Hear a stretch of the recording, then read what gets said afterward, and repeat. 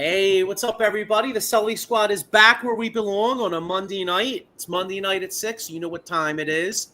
Got a lot to get into. Got a red hot first place baseball team that just went to Texas and kicked ass and took some names. You know, a nice 3-game sweep in Texas. So the Phillies are crushing it. They've opened up a 5.5-game lead over those New York Mets, who were just totally shit in the bed. Gotta love that, guys. So we're going to get in a lot of Phillies talk. And then, of course, the Eagles, everybody, Eagles had their first preseason game. You know, Tanner McKee was out there doing his best Sam Bradford impersonation for preseason. Hey, anytime I think of a great preseason performance, I think of Sam Bradford against Green Bay. You know? So he did his best performance. So we'll get a lot of football talk. And then at the very end, I know, Jeff, you brought up an interesting little tidbit about the Flyers, so we'll touch on that at the very end. But got a lot to get into. I got my usual cast here. Everybody got a full house tonight. We got all the Brady Bunch squares are in there tonight. Right to my side, I got my man Jeff. What's up, Jeff? How you doing? Good. How's everybody? Yeah, I'm doing really good, man. Sports-wise, I mean, other than the shitty-ass 76ers, Philadelphia sports are looking really good. So right below Jeff, we got my man Sean Killer Kilrain. What's up, dog? What's up, fellas? How you doing? Chilling, dude, and doing a lot better that Landon Dickerson ain't out for the year, by the way. Yeah. Big news on that. And then right to let's see, that's Sean's left. Yeah, my left. Right below me, Diego the Hammer Bianchi. What's up, dog? What's up, guys? How you doing? Chilling. I know. You know what? I'm having a hard because it's weird because if I'm looking, it's on the left, but then I don't know how it looks. You know what I mean? Down there. So, I don't know. Just don't say under me, Diego. Yeah, you know what? I know that's true. Yeah, it's. Yeah. We'll just cut to the chase. Diego's here. How you doing? He's not below you. He's not above you. So it is 2025, and you know what's the funny thing is that there. I don't know if you guys saw the meme because the guy Christian Wilkins got cut from the Raiders. Did you guys see any of that story? Mm-hmm. Yeah. About a person that got in the head. Yeah. So wet willies in the ear, and other stuff. Oil change, if you know what that is, in football. I can go on and on, but you know what? Your career was short-lived, buddy. So I don't think anybody's going to be giving you an oil change or signing up a team. So yeah, enjoy the Canadian League.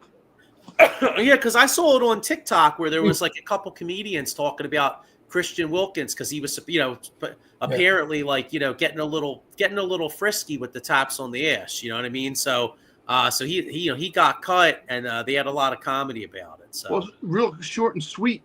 Supposedly he tried to kiss a dude in the locker room, like one of his teammates on the Raiders, and short and sweet, the dude wasn't having it, and basically exposed him. They didn't want it, so he's cut, he's released. Probably won't play for anybody because of that situation and all the other stuff. So, yeah. Anyway, I didn't mean to go on a tangent, but it just when we made the joke about Diego being under me, I was going to say Christian Wilkins would be like in that situation. Anyway, got a comment. Yeah, got a comment here. Mike Packard Jr. says, "Yo, what's up, dog? How you doing? Hi, Thanks Mike. for checking us out."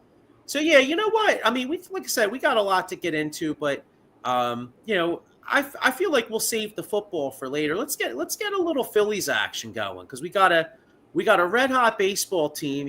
Like a couple years ago, we went into Texas and got our ass kicked, and this year, totally, flipped it upside down. Went there, swept Texas 3-0. Big time weekend. The bottom of the lineup was playing well. Like Diego, I guess we'll start. Diego, I'll start with you. Like, how I think this was one of the best series wins of the year. Am I being a little over dramatic, or what do you think? No, we never win in Texas.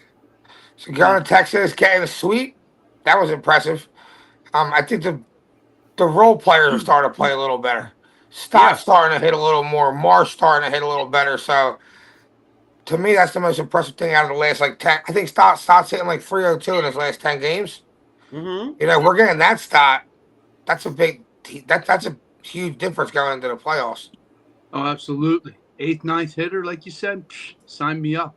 Isn't it funny? Isn't it funny? The two names you just said, exactly, Marsh and Stott. How much have they been in the news? And even on their name has been named by Crocky and McCarthy. These guys might need to move on. They don't want to move on from the Phillies because they know they have a good here. But all of a sudden, they were real close during trade time, and their names were coming up all over the place. Now, all of a sudden, they're hitting and fielding and playing like a baseball team. Yeah. But especially those two. Those two all of a sudden got hot. Marsh has gotten 450 something? Yep. Yeah. You know what's something like that. Too, I saw something that had me absolutely floored. I'll find it in my phone, but it was a comparison of numbers between Brandon Marsh and Marsh's. Victorino. Yeah, they're both the same age. In their first 324 games as a Philly, their numbers are extremely comparable, and it really shocked me because when you looked at I always think of Brandon Marsh as being so streaky, and he is streaky. Yeah. I mean, the guy didn't even get a hit in April, but Yeah. I thought it was really telling that numbers wise for the first 300 and some games, him and Victorino have basically the same numbers. Because I always thought of Victorino, and by the way, Morris is playing well. I think Victorino is a better player than Morris, so I'm not going there. Yeah. But numbers wise, I was really shocked at how similar they are. Yeah. I couldn't believe it when I sent it to you, and then your comment was "Wow, I can't believe it." I saw that. I'm thinking because they were kind of both in a way. They are platoon type players, but just Victorino just had more of a a spunky attitude. I know Martian is, what do they call it, the romper room or the kids camp and all that kind of stuff. I know they stopped that, but there was just something about Victorino that was always smiley, happy-go-lucky, kind of like Sosa. He's always smiling and having fun somehow. He just loves baseball. Yeah. And, the flying Hawaiian, I think Joey brought up a good point. Victorino being better, he's faster. He's not reckless, but he just goes after the ball hard. His defensive play, so. I just think Victorino impacted winning more, when do you get them numbers? I feel like all that matters, Is Morris coming and getting a couple hits and we're up 4-0, opposed to when Victorino was getting his hits, it was a 2-run double to give us the lead, stuff like that, maybe, That Dodgers game, you hit it right on the head. That the weird thing to me, since they got rid of Rojas, the outfield has been better. And it's weird to think because Rojas was known as such a great outfielder, and he would get the balls that most people couldn't get to. But not having that person, I guess, over your shoulder, knowing that are they going to start this game? Am I going to start this game? Who's going to, maybe he doesn't really have to worry much now. Now it's just him or Bader. Bader made a great play yesterday. A play that none of the other outfielders are making that play. Rojas ain't making that. Marsh, no one is besides him. But it seems like he's our best outfielder. It just seems like Marsh is coming around more since Rojas is kind of out of the picture per se, and it's just him and Bader out there. It seems to have changed. Yeah. What do you guys think of this comment? I think this is everybody's concern. By the way, Mike Paprick Jr. says my concern with the Phillies is if the Phillies make the postseason, they get streaky or their bats die off and swing and everything. Well, I mean, hey, that's a legit concern. I mean, that's basically happened 3 years in a row. I mean, let's take it back. 2022, you're up. You're up 2-1 over Houston. Everybody's singing songs. Dancing on their own at Citizens Bank Park. The very next night, we get no hit, and then we lose 3 in a row. And then 2 years ago against Arizona, we beat Arizona's ass two games here. You're on the verge of getting up 3-1. That asshole Kimbrel blows the game, and then you come home up 3-2. You can't. You're swinging the bats like sawdust. And then last year versus the Mets, they couldn't get a freaking hit. So I mean, I think they burned themselves that's out. Everybody's concern. The last 2 years, I think they kind of burned themselves out. I think when they got into the playoffs, they were kind of burnt out, and they just didn't have it especially against Arizona. They should have been in the World Series. There's no question about it. You heard how Harper said it. I mean, that really lit a fire under his ass. The whole, post afterwards, after watching the other teams play in the World Series and everything going on, he was, so angry about that. I think now they're playing baseball. It seems like they're not having as much fun. They're more serious, and maybe that's the way to go. I mean, they're having some fun on the side, but not like romper room. I think the odd man out is come August 15th. Yeah. Sean froze. Mike, here's our man, Mike Laura. What's good, boy? Carson Strong forever. Yeah. Yeah. He's doing good. He's working his way up to the Canadian League, Mike. Yeah, and hey, you know what? And the one thing about Mike, Carson Strong aside, because Mike has a lot of good takes, but make sure you check him out Sunday morning on the PM and AM on the PM and the AM show. They do a great job. Do you ever wonder what might have happened if he didn't get hurt? What's that? Do you ever wonder what might have happened if he did not get hurt? Who, Carson Strong? No, well, I'm thinking Carson Wentz. Oh, yeah, no, yeah. Well, Carson Wentz, yeah, I wonder about that. Well, I'll tell you, I don't think we would have won the Super Bowl, to be honest with you. I know Carson Wentz had a great year that year, but Carson Wentz never had the clutch gene. So to be real with you, ironically, it's so funny because when he got hurt on that Sunday in LA, I originally thought, oh my God, or runs over. And in essence, it was the best thing to happen to us because Nick Foles had the clutch gene. Yeah. Ain't that something? Yeah. That 2017 season will be forever special to me. It's just Yeah. I just feel like everything happened for a reason. If Wentz wouldn't have got hurt, we still would have won a Super Bowl. That was our year. Yeah, I mean, I'd like to think that though, bro. But the only thing that scares me is Nick Foles was downright clutch as shit in that game, yeah, and he was. And Carson, as good as he was that year, always played that hero ball, and it gets me wondering, would Carson have scrambled, thrown a big pick? You know what I'm saying? Mm-hmm. I hear that. But we'll get back to what is. We'll never know. We just know we won a Super Bowl. That's it. Getting back to the Phillies, I'm worried about Wheeler. Me too. Some people are. I am too. I don't trust any of the reports coming out. Him and Ranger. I'm worried about both of them. Yeah, Ranger too. And I think to myself, okay, if Ranger goes, okay, I'd rather keep Schwarber. But I don't know if Wheeler's got a dead arm. They keep saying, oh well, he's probably putting in late hours with the baby and all that. That has nothing to do with it. He doesn't have the same speed he has. He doesn't seem to be commanding the game the same way. Something seems to be up. His arm looks tired. That you can't control. Throwing too many innings, like you said, and I think that's like you guys brought up with the shoulder, pinched nerve, strained shoulder, labrum. Who knows? And just like Mike said, they're keeping everything hush hush because you know why? They don't want to cause some chaos and all that other stuff. They want to keep it behind closed doors, but sooner or later, like you said, guys, it's going to come out. But yeah, I mean, how many more innings has Wheeler put on that arm with us making these long runs for 3 years? That's a lot of extra innings. That's the result we're seeing now. We're seeing a tired arm of a pitcher who's pitched a lot of innings over the last years. Yes, they need to sit him for maybe another game. They're 5.5 games up. They're still going to be in first place when he comes back. Let's just sit down and relax and see what's going on, or Well, Make didn't up they some just say they're going stories to out there. only pitch him every 6 days? Well, they gave him the extra one here. Remember, they pushed his start. But, I mean, if Yeah. it's really something that way, I mean, there's something, obviously, there's something more to the story. And that just worries me because he's the one of all the pitchers to be hurt. He's the one you can just about rely on to get the win. Right. So the next day he's going to pitch, guys, is Saturday or Sunday, give or take. Yeah. Because he pitched yesterday. Yeah. Right. Well, you know what? I mean, that's a great point because, you know, if you go to a six, maybe when Nola comes back, like you guys said, you go to a six-man rotation. Yes.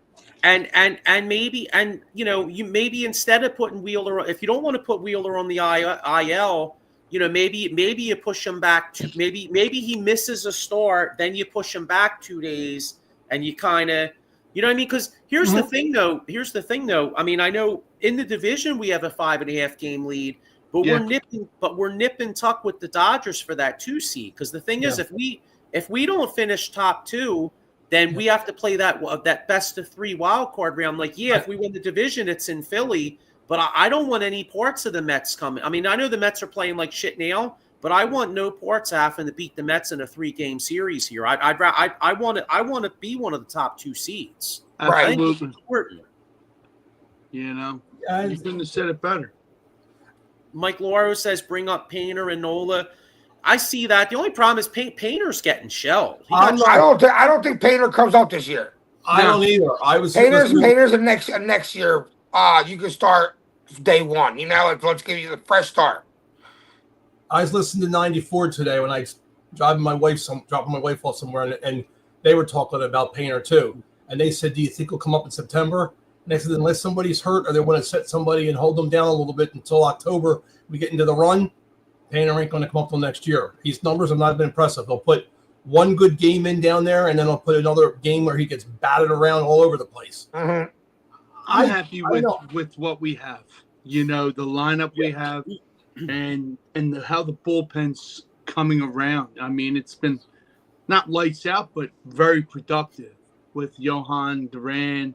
You know, Kirkring, Strahm, up and down. I'm getting a little nervous with Strahm too. He's giving up a lot.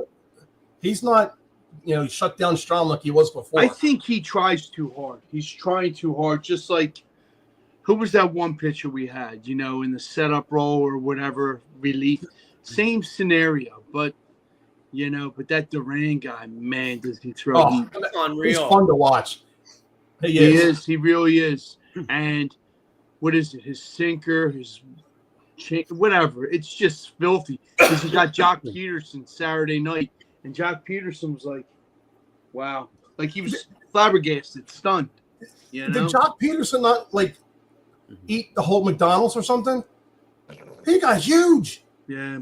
He was. Him and Bellinger were two skinny ass guys that could hit he's big now. Woo!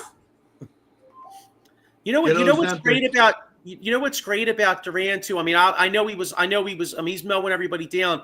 Yeah. Like Diego, he reminds me of like one of them 50 Cent shows we watch, like Power or like EMF or whatever. Like you know when like they play we get ready to play. Like I'm watching BMF the other day, and like you hear that song, and you're like, oh shit, we're gonna watch some gas. You know what I mean? Yeah. It's just like when they bring Duran in, you're like, oh shit, we're gonna watch some gas. You got to give credit to the Twins. They gave us all their multimedia to put it out there, and it works. He shows a lot of emotion, when he's pitching. Yeah. A lot of like. It's and not he's loving it. He said he's playing in Philly. Minnesota and Philly are night and day. He said he misses the Twins. That's the team he was with, the team that gave him his start. But he said, I can't lie. You come to Philly and you have fans, and this is the adrenaline. As soon as I walk out and the lights go down, the adrenaline is just like, I got to go out. What time it is? Yeah. Yeah, I can't help it because I get like I'm on the treadmill the other day and I had that BMF song, Diego, and I'm like, oh shit, gonna watch some gas. And I'm the same way with Duran. You know what I mean? Like, it's just like Mariano Rivera coming out. Yeah. Man, it's that song, it's that moment, like you said, and as fans, you're tuned in. Like I said, MLB gives you this the app. You can actually have the lights flicker and it syncs Yeah, it's into 6. Yeah. Duran's walkout. Yeah, my Which is son was pretty at the one game when he was there, and he said it was so cool how it would synchronize with your phone. He's like, I've never seen that. And he sings about everything. He's like, that is so cool. Yeah, here's our man Chris Repeat. What's up, What's up, Chris? Chris? How you doing? Good, Chris. Mike Pappernick Jr. says, with Yeah, Alvarado about that. coming back for the regular season, he will give Strom and Banks a break. 100%. Yeah. I heard that today, Especially too. Banks. On 94, they were saying that. They said, you know what? For being such an ass and taking that PED stuff, we're going to take your arm and we're going to burn that arm out because you're not allowed to make it play in the playoffs. We're going to save some of our other guys' arms. Yeah, here's our man Mike Fuji. up, Actually, Fuji? you can check Mike out later tonight on what time are they doing the show? 8:30, bud. Yeah, 8:30. Yeah, we got a little announcement. Cole County Network and Out of the Box are kind of teaming up, and our man Paul Spencer is going to be on with Fuji and Tom Kelly and all later tonight. So they'll be talking some sports. But Hey, Mike, Fuji, put that up. Mike, put that up online on Nolanitis. I like that. I know, right? That's a new word in the dictionary. I actually like that word. Here's our man Paul Spencer right here. He says, "What's up, fellas? Speaking of baseball, softball, congrats to my hometown girls, Johnstown World Series champs. Yeah, congrats. Yeah, congrats. Yeah, Yeah, yeah, good for them. And yeah, I know the Little League World Series is going on now too, isn't it? yeah, we Yeah. got two going there. Yeah. All right, Yes, cool. sir. Yeah, so yeah, I mean, I think we're all a little concerned because anytime Zach Wheeler, the way the Phillies are going to win the World Series is basically starting pitching. You know what I mean? And hopefully timely hits. So, oh wait, you know what? I got another. Actually, I didn't see this. Wow, you know what? And this is because the Yankees are shit in the bed so bad. Mike Pappernick Jr. says the Twins trade half their players and now they're 5.5 games out of the second wild card. That's because the Yankees have really gone in the tank. I mean, they're Dude, they get everybody and their mother for a closer, and they still get to bed. They get the kid Bird. He gives up 4-something runs in his debut. They hit him with the minors. Devin Williams blows. Doval, Bednar. I don't know who's better, but it ain't sure as hell ain't working, Joey, like you said. Yeah. You know what? I wanted Bednar so bad in Philly. I am so wrong. So wrong. Here's Cole County Entertainment says, "What's going on, fellas? Great show. Thanks, guys. Thanks. Appreciate it." Yeah. So, all right. So that's the thing. The Phillies aren't winning shit without great pitching. Although, did you guys see that? A lot of people are saying Sanchez's changeup's the best pitch in all of baseball. Yeah. Oh, So, he's so I mean, at least underrated. we I got think I him. sent you that, Joey. His stats, and you got back to me. You're like 100% right. It is. I like Stats, his watching him pitching. pitch. He reminds me when he pitches. Obviously, he's got a little different style that he throws, but of Steve Carlton. Carlton would just go out there and he would throw his game, wouldn't let anything bother him, and he just did his thing. And he has that kind of stoic look also. He just goes out, does his thing. He doesn't have any no real facial, nothing. He just all right, I did it. Next inning. I love that. It's just He's all business. That's what he is. And he's come a long way. Trying not. He couldn't find the strike zone. Now it's on like Donkey Kong. I mean, he's balling, and I like him. He's like a silent killer. So, yeah, I agree. All right, so let's look ahead here. This next week, actually the Phillies are actually already on. I think they were starting. Yeah, they are. Yes, 10, Joey. All right, so Phillies got what is it? Three with the Reds, 3 with the Nats. Hang on, I pull it up here. No, you're right. 3-3. Actually, no, it's 4. No, because they have 4. They have 4 with the Nationals. So 3. Yeah, so they have 7 games. Yeah, 3. Yeah, because they play the Nats on Thursday too. All right, so 3 in Cincinnati, 4 in Washington. We're red hot right now. What are we doing? What are we doing the next 7 games? Diego, what do you think, bro? They're hot right now. I'd say 5-2. All right, 5-2. Okay, how about you, Jeff? Being that they're losing 1-0 and Taiwan Walker's pitching, I just looked it up now. Yeah, I'll go with 5-2. I think that's All the right, Reds are Sean? not bad. Yeah. 5-2 all on red. Yeah. 5-2. Yeah, you know what? I hate to all agree because I hate to mostly agree, but I agree with four. But Fuji says 4 with the Nats. Mike Laura agree. He says 1-0 Reds. You know what? I'm gonna say 5 and I'm gonna say 5-2 also because the Nats have really gone in the shitter. Yeah. Yeah. So I think we take 3 out of 4 down there. Mm-hmm. And 2 or 3 in Cincinnati. Although I'll tell you, Cincinnati's got a nice team. They have Cincinnati's no pushover. I mean, they have good pitching. Yeah. The kid that's pitching tonight, I think what is it, Abbott that's pitching? Tough lefty. Yeah. Mike's got may it have some issues tonight. Mike's got it at 5-2 also. Yeah, and Fuji's got 4-3. So, and by the way, I keep forgetting. Well, actually, I'm not forgetting, but. Because hang on, one more. Tom Kelly says 5-2. So I just want to put this out there because we're about to go from a team that's trying to be champions to a team that is champions, the Philadelphia Eagles. But looking at Mike Fuji has me remembering that any Eagles fans out there, and I'm sure most of our audience probably is, otherwise why the hell, I mean, we're talking Philly sports, you know what I mean? But on Thursday, August 28th, I am extremely, extremely excited to announce that we are going to do the old school, and we're going to have Ray Dininger. It's basically going to be about Jeff Lurie, and we're going to have Ray Dininger and former Trenton Times and WIP writer and host Mark Eckelon. So make sure you tune in Thursday, August 28th. Hang on. Mike Fuji says the Phillies have lost a series after winning a big series. He thinks they lose 2 out of 3 to the Reds. Well, we'll see. But Possible. Hey, it's baseball. Anything happens. Yeah, That's what you're gonna say. Yeah. Remember what did Kevin Garnett say? Anything is possible. Yep. Yeah. Remember? Yep. So, all right. Next week we'll be hanging our heads. Sounding sharp. Never say never. 5. Yeah. I know, right? I'm trying to find. But anyway, yeah. Let's get into. Well, here's last question on the Phillies. So every dinger that Schwarber hits, you think it's another 0 put on the end of his new contract? It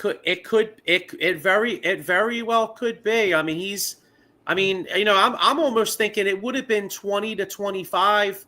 I mean, it would have been like 25 million a year, but I think he might get maybe. What do you think? It could be say 4 years, like 30 plus a year. I don't know. Yeah. Just about that, man. And by the way, right? I hope he gives us. I don't want to say the hometown discount, but he wants to stay here. I mean, everybody's saying, he wants to go back to the Midwest, or he wants to go, near Chicago, all 9 yards. I hope they have some kind of backdoor deal already there, kind of set, and a number close to there. And then when the season's over, stop thinking about contract now. Play the season out, and then talk contract. He's in the spot now. Just play. You don't want him overthinking. I hope so. And like we were saying, man. Hopefully the Phillies could be champs. We're moving on to the champs. And the champs had an injury scare last night. And anytime I think injuries, first off, thank God Landon Dickerson doesn't have to call Jason Fine. You know what I mean? Landon Dickerson's got plenty of money. He don't have to call him. And it looks like most reports are saying they escaped a major injury that he may even be back for opening night. But if you get hurt on the job out there, make sure you call my man Jason Fine, a.k.a. Attorney Big Al. Motor vehicle accident, slip and fall, workers' compensation, or personal injury. He's got 3 office locations throughout Pennsylvania, New Jersey, 1 in Philadelphia, 1 in Cherry Hill, and 1 in Pittsburgh. And by the way, I mean, of course I'm not advocating this because I think I think fans take football, I mean, we love our football, but I think people take that shit a little too seriously. But opening up against the Cowboys, I mean, there might be some personal injury claims that night from people talking shit. So Jason Fine might get some business from that night. So and we're not talking on the field. What's that? Right. We're not talking on the field. It starts when you're out there tailgating. Yeah, so was at Actually, it the starts on the last game in, Schuylkill the Expressway. It starts on the Schuylkill Expressway, then it goes down to the stadium. yeah. So all right. So anyway, so lots to get into with the Eagles. You know, they had the game on Thursday. Tanner McKee was looking like, you know, like we said, Sam Bradford if we go preseason, and like, you know, and you know, Tanner, Brady, McKee. You know what I mean? So like, but what other impressions did you have? Because I was a little concerned about cornerback too. Diego, like, what was your number one takeaway from this preseason game, if you have any? I think Kaylee Ringo and Adoree Jackson are trash. Yeah, I think we have a problem there. Concern. Yeah, that's an issue. Let's hope this kid from the Raiders that we got, Bennett, can play. Because if not, we have a hole at the quarterback two position. Yeah. They got to sign Simmons and maybe swing what's his space back over and have what's Coop. Yeah. Yep. Yeah, I mean, it's one preseason game, but he did get smoked by Chase, big time. Yeah, I mean, most people get smoked by Chase, but still, he didn't look good getting smoked by Chase. no, Ringo was a fourth round draft pick. He was a project. He has talent. He was raw. I think that's just Yeah. you know. Yeah. How about you, Sean? What was what's your concern level with cornerback two, and any you know, Standout. What's that? Darius Cooper from undrafted free agent from Tarleton State, 5'11", 217. Taking first team reps today. Kid bald. They got him at gunner and special teamer, you know. Cornerback, like you said, Joe, yeah, it is kind of concerning because, like you guys touched on, Ringo and Adoree Jackson, they're just not cutting it. And you can just hear it in Fangio's voice. He's giving them the benefit of the doubt, but it's just not happening. And to bring up the guy from the Raiders, like Diego said, maybe he is the answer or not the answer. Yeah, But Ricks isn't the answer either. Nah, Ricks ain't. He ain't the answer. He was out there with backers and he was struggling a little bit. Yeah. If anything, they're like Joey said, how he's going to work his magic, whether it's Justin Simmons. Yeah. I think we're going to. You might see an Asante Samuel sighting here. Possibly. Is Simmons signing with Houston, Mike? Yeah, I was gonna say I just Googled it because Mike said that Simmons is in Houston, but I haven't seen that. I think he's still out there. Yeah, Nah, he's still out there, dude. Yeah. He's still out there. Because I know Houston brought Jalen Mills in for a look-see. Yeah. But What yeah, I mean, that guy play on the Texans that's out for the year? CJ Gardner Johnson. He's not as CJ, yeah. He's not injured as serious as they thought. Okay. So no ligament damage. So you'll possibly see him sometime this season. When? I don't know. Possibly week one. He could be back by week one, I read. yeah, you know, I just popped up the phone here. It says Darius Slay limped off the field with a right ankle injury. No. I'll tell you what, I kind of wish we could have brought Slay back for one more. After watching that shit the other night, you know? Yeah. Preseason, man. We'll Isaiah Rodgers. We should have never let Rodgers walk. Okay, yeah, Simmons didn't sign. I mean, did you see that one guy break his leg the other night? I mean, his leg was sideways. the Ravens, the rookie. Yeah, that was rough. Ooh. Well, not only that, but what about the Jags? 70-yard field goal. Yeah, that kid. That was a kick. True or false? Does Josh Elliott do one? Josh Elliott missed one bad the other day. Yeah. But my question to you is, could Josh Elliott hit a 70-yarder? Well, No. Here's my question. Here's my comment to that. You've all gone to games, right? Eagles games? Yeah. So you've seen the kickers on the field before the game, and they're kicking 70, 75-yard field goals. So obviously trajectory is a lot lower. So you have to have a team that can keep another team low so they can get that ball off. That's the big thing. Because I used to go, a lot when Akers would kick it. Akers would kick like 15, 20 yards on the other side of the field and make them with no problem with like. Yeah, but that Jacksonville kicker looked like he got that ball up. He did. He got it up like a normal kick. They said he could have went 80 yards. The height that he got on that who knows if there was wind behind it? They were just like flabbergasted that this guy made 70 yards. Yeah, I was like, what? No way. I know. Yeah, I don't see this. Mike Pappernick Jr. says he thinks DeJean would be quarterback 2, Simmons at safety, and the new kid in the slot. The kid from Vegas is strictly an outside corner. Yeah. So I don't think, and I can't imagine they want to move DeJean from. I mean, just as soon as they put DeJean in the slot, it changed the whole defense. Like, I think they like him there. They like him being able to travel with that. Yeah. Like when like Cincinnati puts like Jamar Chase inside. Remember that play where he was just following back? And then he cuts in. Yeah. That's what makes him so valuable, or play in the middle of the field on the Mahomes interception where he returned it. His eyes in the middle of the field, that was big for the defense. I think DeJean is, like Joey said, that Swiss Army knife. You can put him here, you can put him there. Yeah. And, I think Fangio is enamored with that now that the kid is healthy. He can actually say, you know what, let's put him here. Like, I mean, it's preseason. You want to tinker and you want to see who goes where and what goes where. I mean, I agree with you 100% there. I mean, you said Swiss Army knife. He can do it. He doesn't have to do it the whole game. He can go all over and play those different positions during the game when it's a different type of play. If they're anticipating a pass, you throw them out there. If they're not, then you throw them, inside and you put somebody else on. Like you said, the guy said Ricks. Put him outside or whoever else. I think bringing Simmons in here gives him a little bit more stability. I think just bringing Simmons in here to help out, I think that would be a big thing. You get him for just about nothing. We've got the money. Who gets the shitty end of the stick at wide receiver? We know the 3 guarantees that are on the team: AJ, Dotson, Devontae Smith.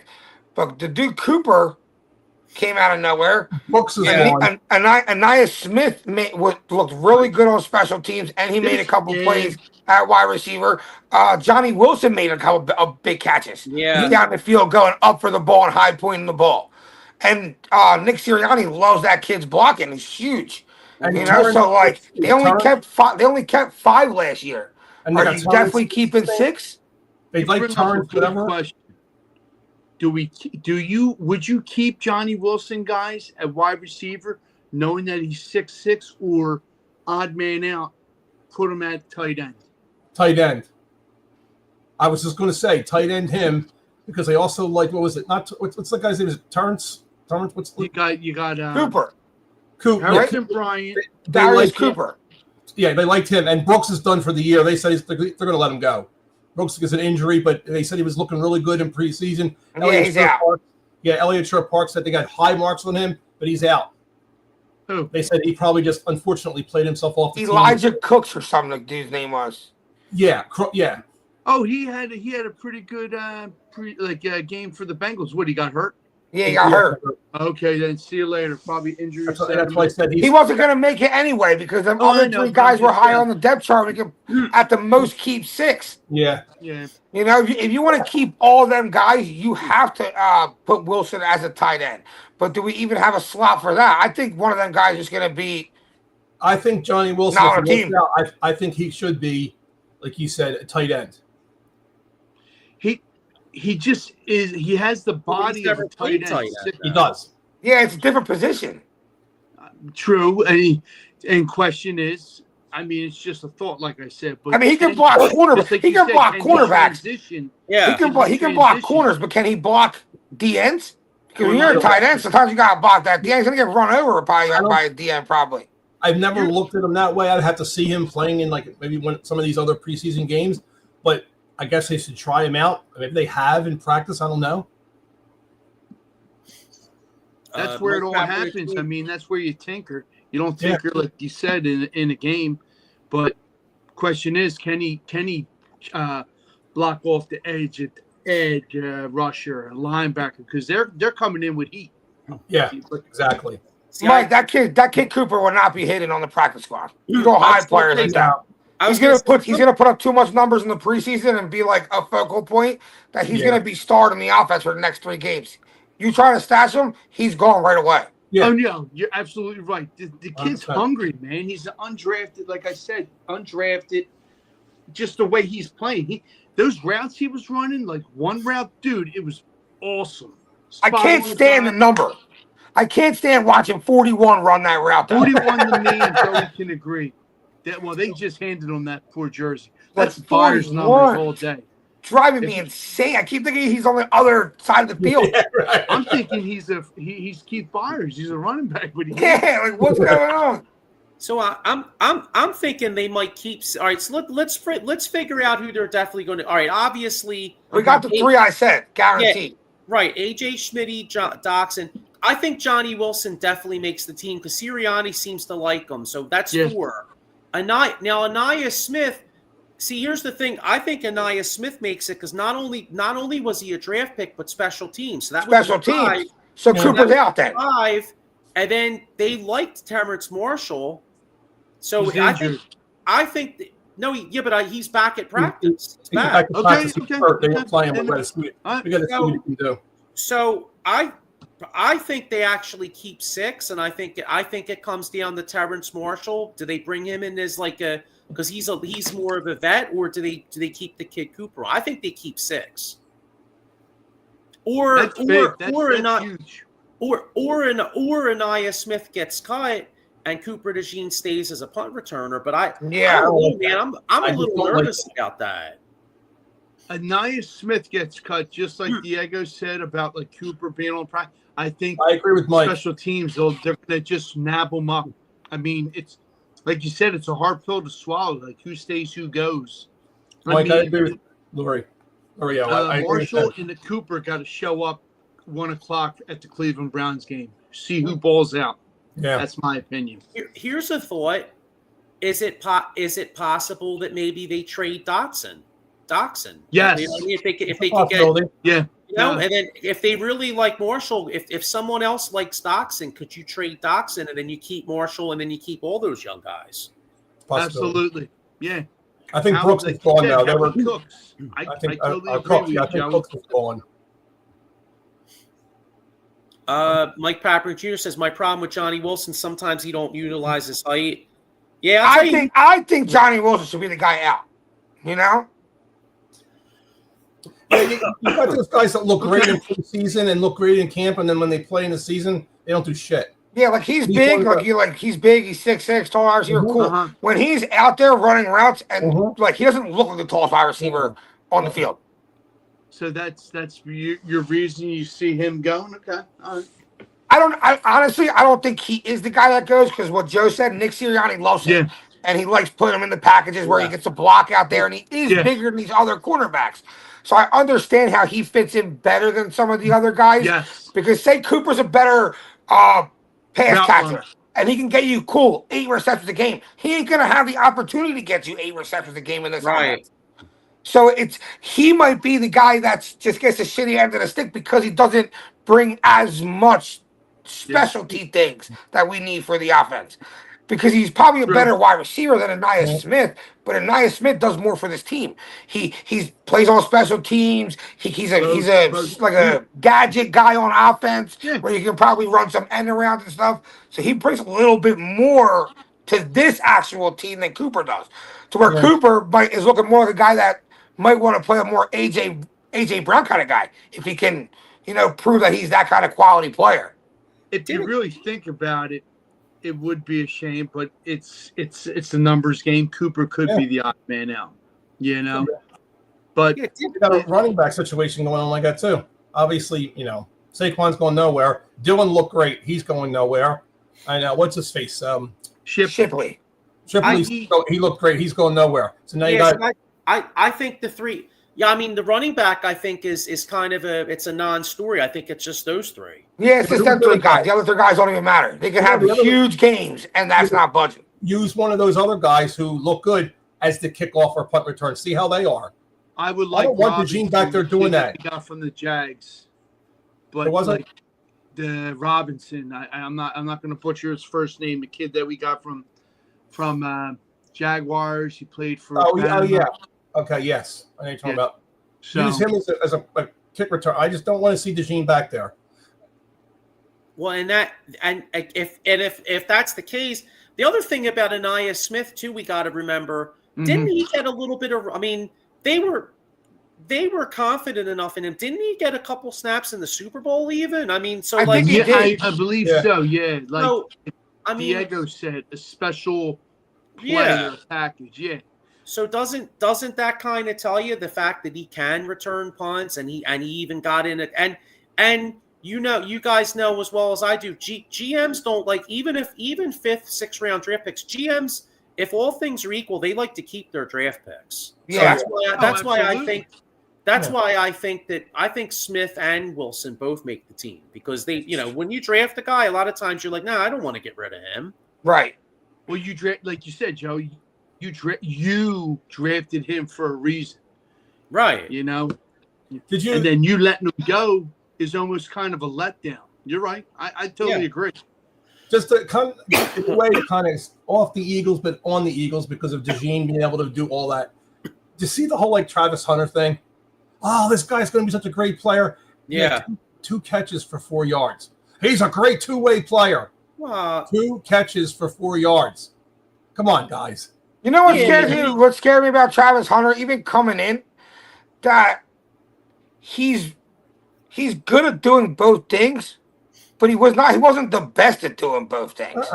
He wasn't the best wide receiver in the country, and he wasn't the best corner in the country. He reminds me of Sanders. I feel like a top 5 draft pick. You got to be great at least one thing. Yeah. You can't be just good at both because, like even if you have 3 catches at 13 yards, 15 yards, and you do play corner, just own in on your skills as a corner. He reminds just me. Concentrate on one thing. Be the best you can at one thing. I think that's what ends up happening with him. I think he ends up just being corner full time because I think he's a better corner than wide receiver. What you're saying? Don't you think he's a Deion? Deion was a great defender, but when he went to try and be wide receiver, he wasn't shit. Nah. I think that's what Travis Hunter is going to be. I think he could be more like a unique guy where you use him in certain packages and you run certain plays for him in certain positions. Yeah. And he's a full-time corner because he is a pretty good corner.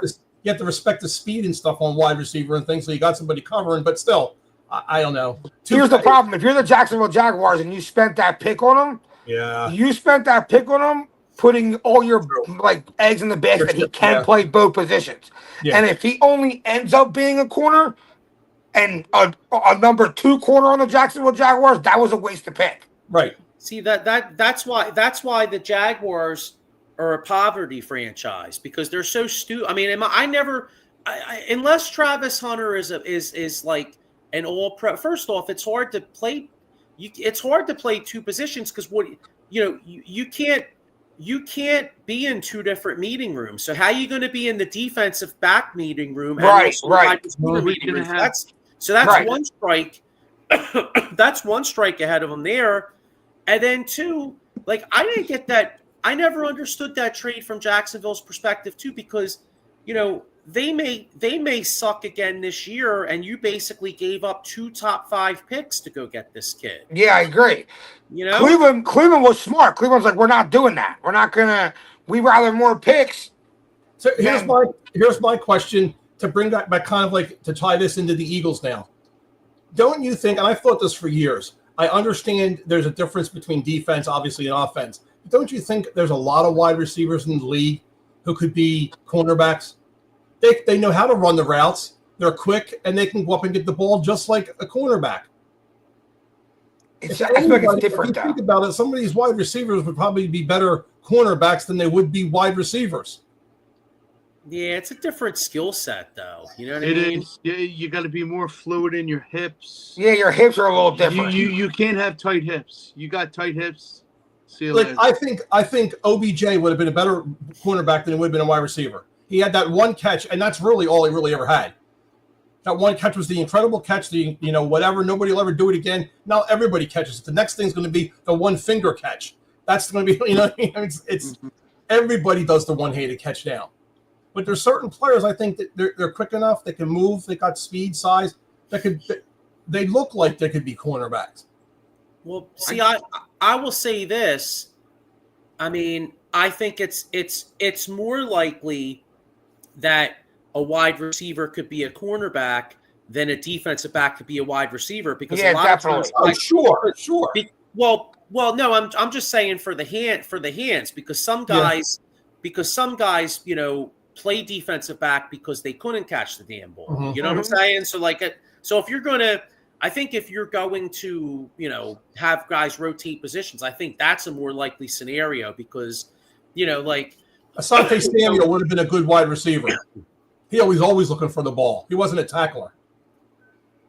Yeah, but again, though, it's a total. I don't know. It's a totally different skill set. It's different. You know what I mean? Because defensive back, like for instance, Asante Samuel played man, but also like in New England, like he played a lot of like zone man, where he was trying to watch the quarterback and he'd break on the ball. Like receivers, I mean, they have to. It's such a different skill set because you might have a guy pressing you and man-to-man cover. You got to know how to get off a press. I mean, their bodies are different too. A corner's more skinnier, more agile, can flip his hips quicker. Receivers are like big, strong. A lot of them are big, strong. Yeah, like freaks, kind of.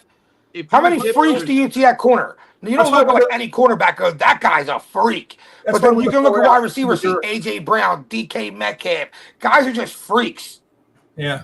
That's why I threw it out. I wanted to see what your thing on that because I just always thought, you see these guys, I'm thinking, I don't see why they just can't flip. I mean, if they learn how to do the plays, you just throw them out there and completely throw off, the other teams. Like, holy shit, why is A.J. Brown covering Jamar Chase? Well, maybe he can keep up with him in speed and he's got the size. The ball, he can jump higher than Chase can. I'm just out of your mind. I'm saying, why doesn't somebody just do that? It makes no sense. I understand, you have to understand routes and understand how to move, like you said, your hips and turn different ways, or you're going to get burned big time. But some of these guys out there have that talent. That and I got and then like I said, going back to Hunter, they made such a big deal. He had 2 catches for 4 yards. Woohoo!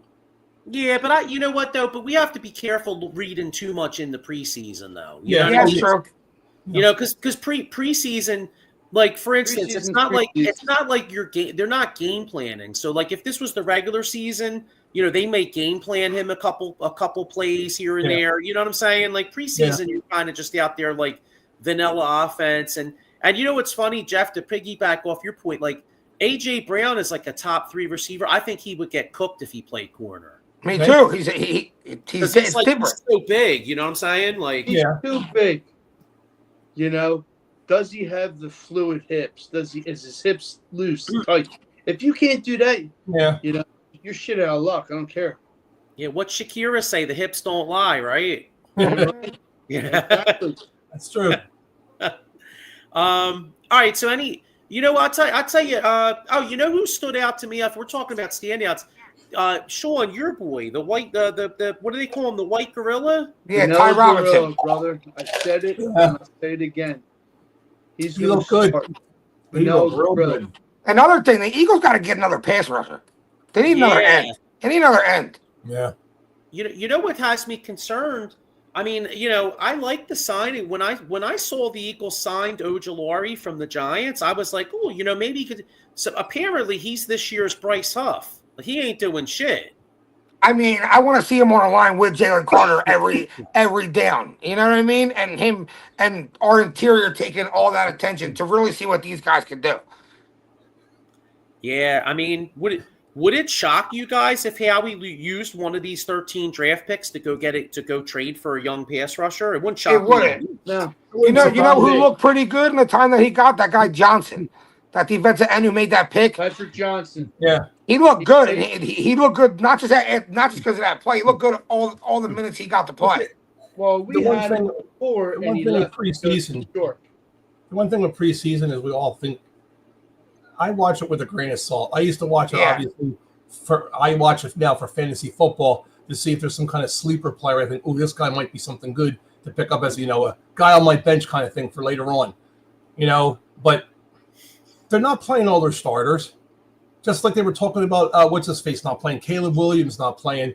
Everybody in Chicago was pissed, but they didn't play any starters on the line, and they were all second round. So if your quarterback goes down because your second or third line players are going to be playing there, he's going to get hurt for the season. When you have guys that aren't even going to play on the team, you can't do that. It's not worth it. Eagles just did the same thing last preseason. They barely played anyone. They won the Super Bowl. Right. Who cares about preseason? In reality, it's probably going to end up being 18 regular season games and 2 preseason games. because too many of these players are Good, getting let hurt. it be. So be it. I'm right there with Yeah, you. the preseason is just there's too much stock in it, right? When like we're in an age where protecting players' health is like the most important thing. Yeah. Why give them extra snaps? They've been playing football their whole entire life. Yeah. They practice every day together. You guys want to hear how important preseason is? When the Colts had Peyton Manning, they lost every freaking preseason game practically. They won like 12, 13 games every single year for like 10 years in a row. So that, I mean, hasn't Baltimore won every single preseason game or something? Pretty much, yeah. Which is shocking because they're actually good. So I mean, maybe they put more stock in it, or maybe they just have, or you know what, they've been a good team for so long. Maybe they just have good backups. But I mean, But the Colts, and I remember years ago taking it back a long time ago, back in like the Jim Kelly, Andre Reed, they used to get their ass kicked every preseason game too. They made 4 straight Super Bowls. So it's like they wiped their ass with preseason games. But these guys are playing football their whole like. Think about it. We're almost going to have the same exact offensive players this year than last year. Why make them play preseason snaps? I mean, I know they're running. I know they're looking at them to see what the hell they run routes and how they get into the quarterback. I understand that as your backup players. Starting defense, not starting. This is a good point if you think about it. I mean, he could have a point because we're shitting all over King. That's true. We're shitting all over the corners. But in reality, they had no pass rush, and in all fairness, he's going against. Yeah. I mean, you're going against Jamar Chase. I mean, and you're going to. I think Fangio's biggest criticism of Keely Ringo wasn't necessarily giving up the pass; it was the fact that he didn't make the tackle. Yeah. You know what I mean? So like that's because and in Fangio's defense, tackling is very important because if you don't he's all about making you. Fangio wants you to have to take 10 to 12 plays to try to score because he probably figures one of those plays you're going to get a sack or a penalty, and it's going to set back the drive. You know what I'm saying? So, right. Which if you think about it, I didn't really think of this, but I forget what I was watching something. It was Peyton Manning was interviewed, and he was talking about how they used analytics back in the day. Oh no, I know what it was. He was about to talk about Jalen Hurts, but before he got to Jalen Hurts, he was talking about how they used the analytics back when he played for the Colts, and it said something like, if you take a sack, your chances of scoring a touchdown go down to like 7% on a drive. So like Peyton Manning always made it a point to make sure he threw the ball away because otherwise, so they used to play the percentages, and I think Fangio probably does the same thing where he goes, oh, okay, hey, you know what? Hey, we'll give you some shit underneath. Hey, if you get a 10-yard completion, no big deal. But we're not giving up any big plays, Right. We'll let you make the mistake. Yeah.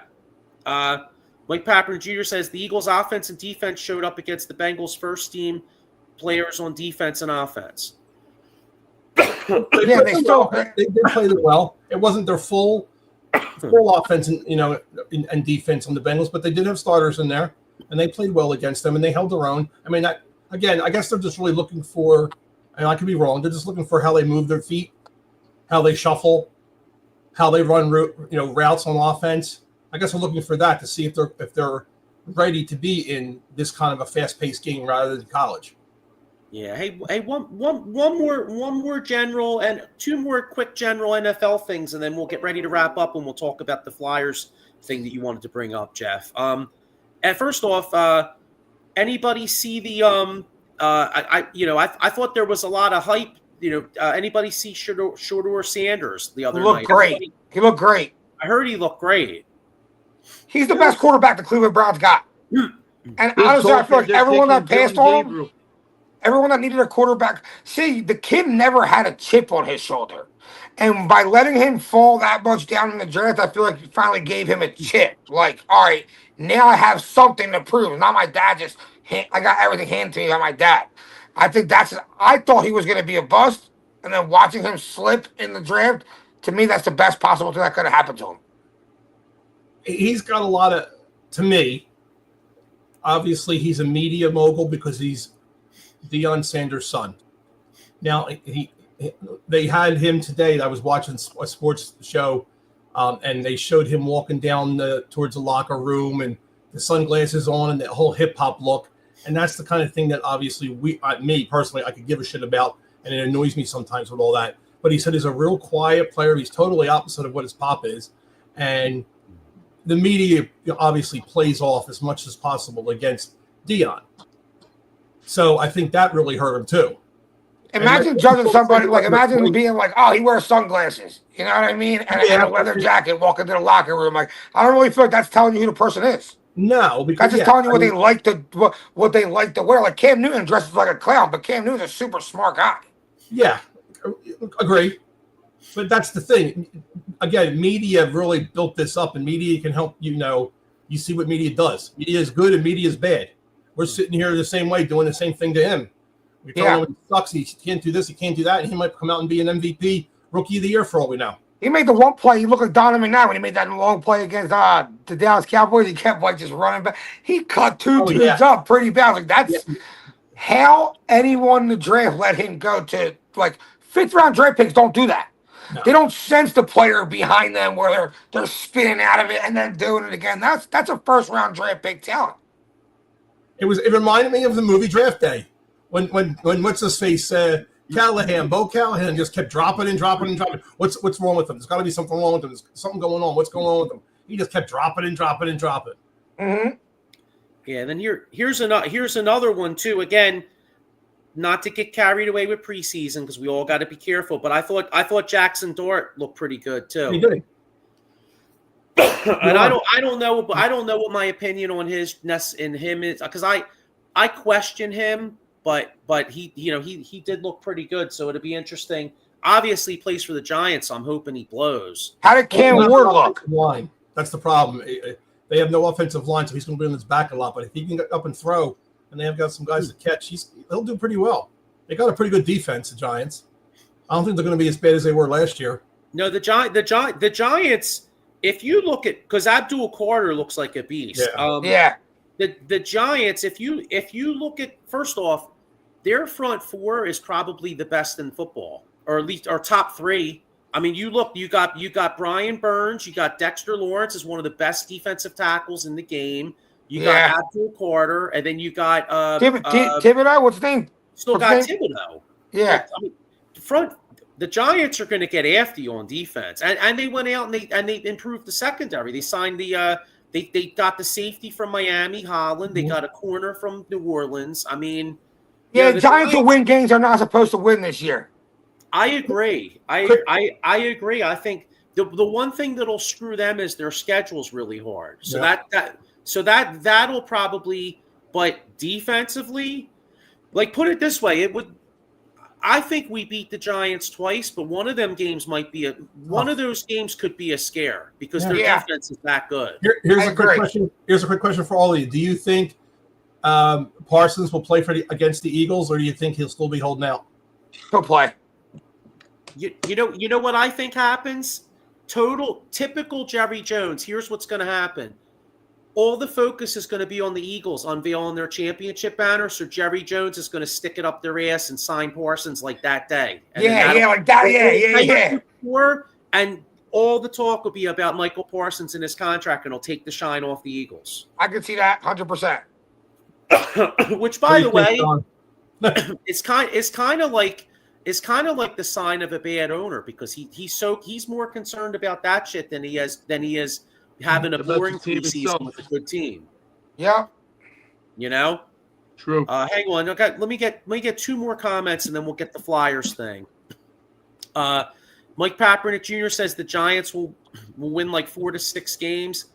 They may win a couple more than I'm telling you. I that defense is really it all depends on their quarterback. I mean, if Russell Wilson gives them competent quarterback play with the way their defense is, they may win like anywhere from 6 to 8 games. I think it depends on their offensive line. If their offensive line looks serviceable and they can run the ball with Scatterbo like a decent amount of times a game and not have to depend on Jackson Dart that much, keep games close, run the ball, play good defense, they can win 8 games. I'm gonna say the record's like 8 and 9. Paul's right in this. He is a gunslinger, and I think in that perspective of him saying that, I think with them starting Russell Wilson, yes, we all know Russell has slowed down. He doesn't have what he had before, but he's still sharp-minded, knows football, and won Super Bowl. Should have had 2 if it wasn't for that stupid run call and pass call. but I think he can help Dart a lot. Paul Spencer said that he said screw Jerry. He's about. I hope Jerry has like that special medicine where like he's gonna live for like ever. You know, That's what I want to say. He'd be like 150 years old. He'd be like, this guy won't die, but he's Cowboys suck. Yeah, I know. Can we have Jerry load Jerry into like an artificial intelligence computer? You know what I'm saying? We can theoretically have him in those things and wake him up when we need to. Kind of like Avatar. Worst thing that can ever happen is Jerry Jennings die. You know. You know what's fun? You know what's funny? They freeze him and they put him next to Ted Williams and then they load him into artificial intelligence and he makes all the freaking decisions. You know, bring him out during draft time, right?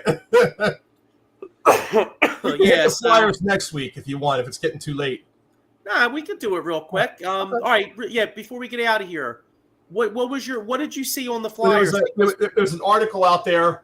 I'm totally drawing a blank on the writer, big name writer, who was saying that I think I told you guys before they brought in an MMA guy to help the Flyers be a little tougher and fighter.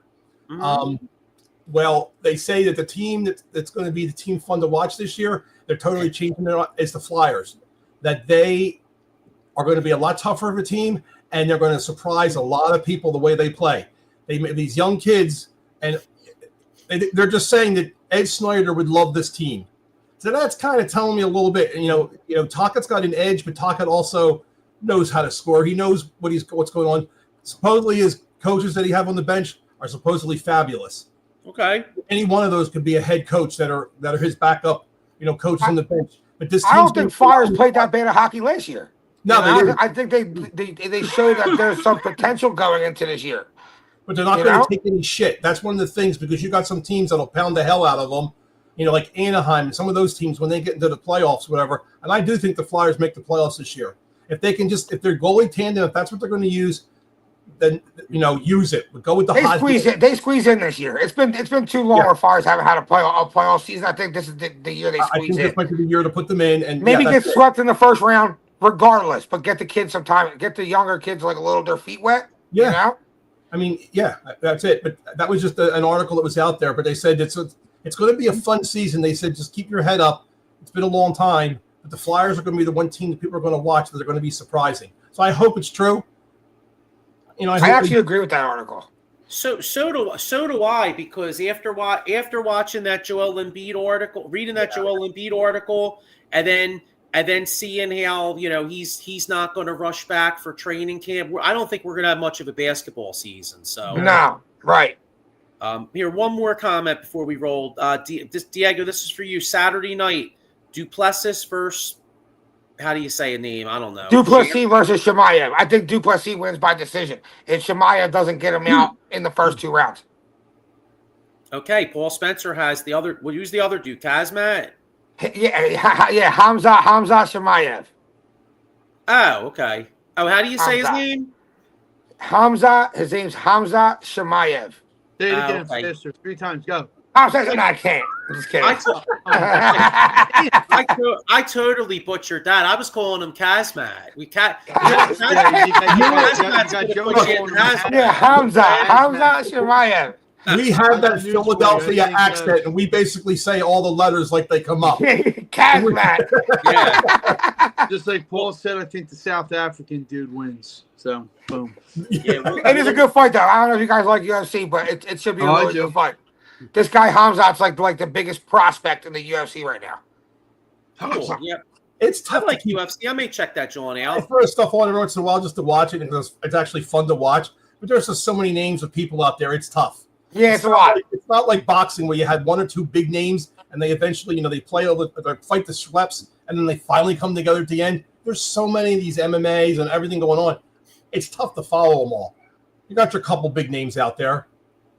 I watch it sometimes, but the last time I really made it a point to watch, Diego, I think we were laughing at it at work the one time. The guy who's the black dude that beat the dude's ass and then he said he was going to ice his balls. Derek Lewis. Yeah, Who? Derek Lewis. Yeah. Big boy Derek Derek Lewis. Yeah, that dude was a trip, man. He was Yeah. fucking awesome. That My dude. balls is hot, he said. Yeah, My that's what he balls said. is He's hot. like, I'm yeah, gonna my go balls is toss hot. them I was out. Yeah, dying. balls is hot. He took his pants, he took his shorts off after the fight. He was standing there in boxers. I know, man. Can you imagine, dude? See, I wouldn't want to lose to him because he could beat you, and then he's fucking taking his pants off, and you're like, oh shit, I got to get away from this from under. You know? What I Yeah, mean? yeah. You ain't getting from Monday. You're getting more stuff than that. That's from One more comment here. He says UFC is being streamed to CBS Paramount 2026 for $7 billion. No more pay-per-view. Yeah, no more pay-per-views, but I wonder what that subscription is going to cost. What's it going to cost you? Your kids. Yeah, because it costs you like $30 a month. Well, you but know like what? in reality, you're someone who only wants to like watch like 2 or 3 pay-per-views. It really doesn't make sense. It only makes sense for Sorry. people that want to watch every single one. Yeah. Well, They that's know how to get you. Eventually, like Comcast is all in the talks now. They want to drop their channels and become a streaming service. yeah. People are dropping Comcast left and right. It's way too expensive. Streaming services are the way to go. And Yeah. eventually, I've always said this: the way that they should go with streaming services is it should be like a buffet dinner. You choose what you want. Maybe it's $1 a channel, 50 cents a channel, whatever. Choose what you want, and then you have that. Because you get 150 channels of bullshit, and then you get Yeah. like 5 channels you really want. I mean, that Right. would be the smartest move, the one that does that. Riamuto with a double in the 5th was the Phillies' first hit. Yeah, I'm not surprised. That kid Abbott can really pitch well. Paul Spencer, great show. Thanks, bro. Thanks, Check Sheriff. Paul out Thanks. tonight. Paul will be out tonight talking about the merging of the 2 networks. I think it's what is it again? 8:30. Sean, I think it's 8:30. Yeah, I'll have to double check. But all right, well, listen. You Yes. know what? We'll get Yes, it is. a lot more. Yeah. Hey, and you know what? We talked about Shedeur Sanders. Well, next week when we're on Eagles play Cleveland on Yeah. Saturday. That'll be Mhm. interesting. So, Cool. all right, guys. Well, look, Bring your go lunch, Phils. Shedeur. Yeah, go Phils, go Birds, and in a couple months, go Flyers and Sixers. Ugh. Yeah. No. Go Forget that Sixers, right now. Camden. Hang on. Another 8:30 tonight, Cole County Entertainment. All right, Yeah, bet. Nice. baby. All right, check that Be out. there, be square. That's right. Yeah, and not Brady Bunch Square. We're the only I'll Brady take Bunch. Sean. I'll take Sean for 200. All It's like, right, guys. Go Birds, go Phillies. We'll see you next week. Have